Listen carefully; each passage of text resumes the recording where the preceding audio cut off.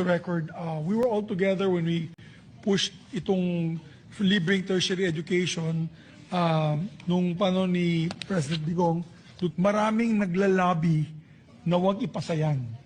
Hindi ko na babanggitin kung sino, pero may nga naglalabi, puro mga finance sector ng budget ng gobyerno.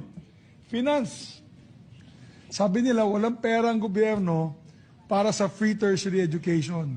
Pero pinirmahan pa rin ng presidente.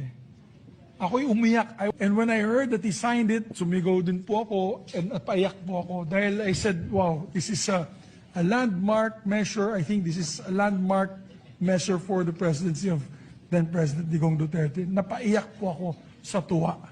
So, because I didn't think that, alam mo, pag dinidiktahan ka po ng mga cabinet members na wag ipasa, i-veto, he stood his ground.